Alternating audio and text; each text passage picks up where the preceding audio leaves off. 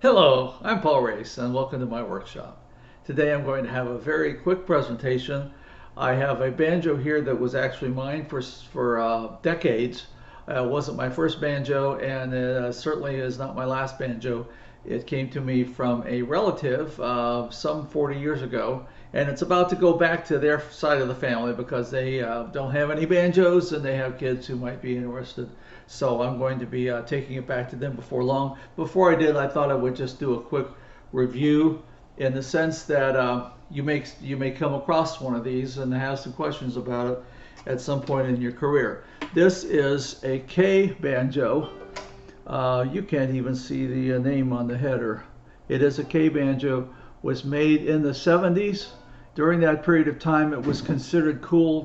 Some of the Gibsons had an eagle on the back, and so this company had an eagle. It looks like it's kind of wood burned into it, like a stamp onto the back of the banjo. It's not as impressive. It didn't cost them a whole lot of money, but it was one way of showing that this was considered one of their better banjos, not their bottom of the line banjos. As I've mentioned in another broadcast, a lot of the bottom line banjos of those days, the pot, that is the round part that the head attaches to, would be wood, and then the resonator would be attached by little flanges around. This was a step up. This was considered a step up back in those days. And what they did, starting at some point post-war, they became most common in the 60s, was they started making the pot out of metal, usually brass, nickel-plated brass or something like that. I think I've seen a few that I would swear were aluminum. I don't know. But the pot itself is metal. Then the resonator attaches by screws that go right into this metal flange that's built into the pot. On a top of the line banjo, the pot would be wood, and there would be a separate flange piece that would go all the way around, and but it would be built kind of into the wood of the banjo, and then that would be what the resonator would attach to. So there are basically three different ways that you can look at a banjo. If it's attached by the little flange here, a little flange here, a little flange here, a little flange there, then it would typically be the bottom line banjo of that line. If it had the metal pot like this one, then it would typically be the middle of the banjo line. And then if the pot was wood and had a separate banjo, then it would be close to the top of the line. Now the other part you can't see, and this banjo doesn't have it. Top of line banjos, as a rule, will have another piece of metal in between the wooden head and the wooden pot and the head of the banjo. In this case, that's not necessary because it's already metal. So this is kind of a compromise that they used for midline banjos in 60s, 70s, and they're still made today. My first Dean banjo was made this way.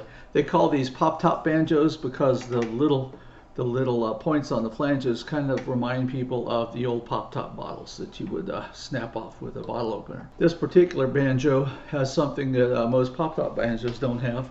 I'll show you real quick. It has planetary tuners. Most Pop Top banjos will have regular guitar tuners that stick out the side.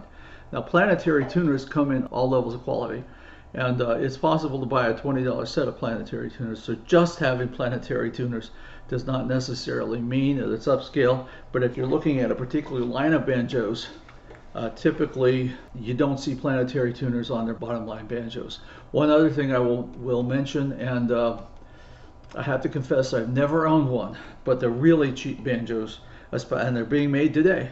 The pot itself, this round drum shaped piece that the head attaches to, is actually made of ceramic or bakelite or plastic or some other synthetic material. It's not wood at all. I guess maybe one advantage to a banjo that had as little wood in it as possible is maybe it'd be more weather resistant if you wanted to take it camping. I don't know. But in the meantime, I just wanted to show you this. The banjo I have, oh here, I just saw.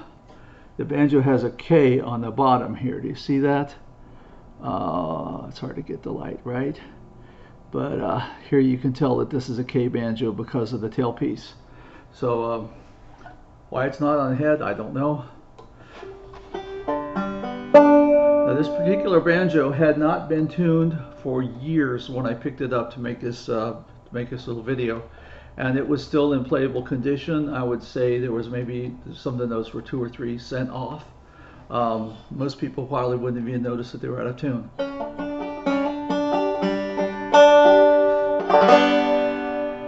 My first banjo was the kind I was describing as the cheap ones. It was had a wooden pot and had the little flanges that held the resonator on, and it also had a really sloppy build, so that when I would play a note, play a chord, and change position, the banjo would actually go out of tune. And it wasn't very loud, and it didn't have that bright sound that I wanted, and what people were used to.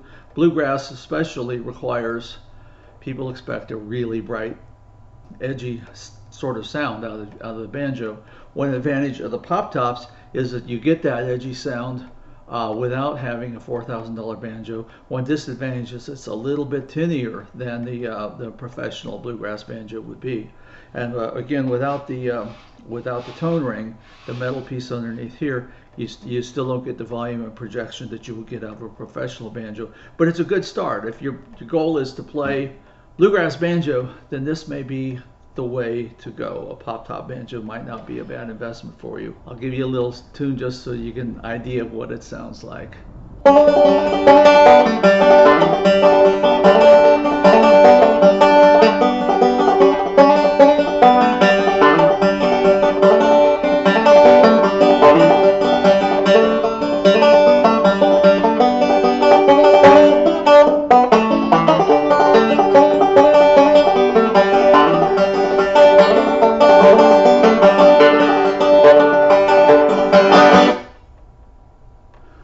That gives you some idea of what the sound is like.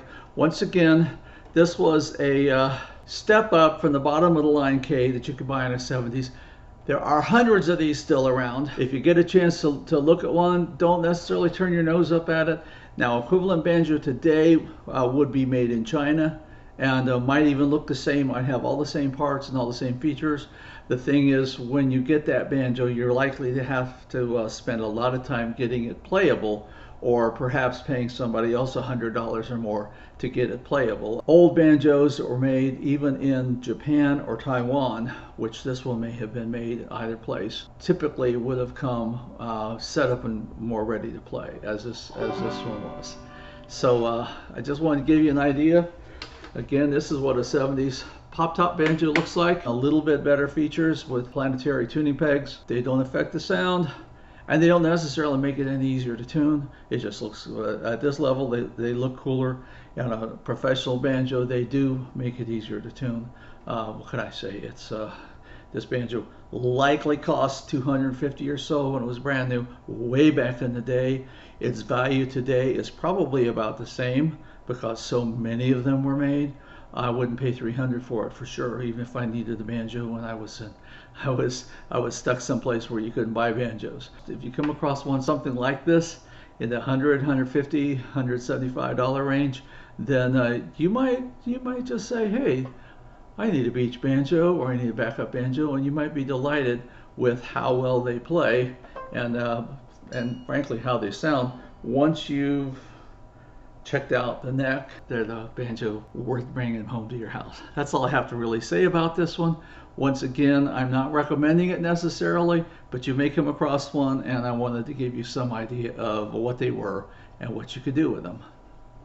Have a good day.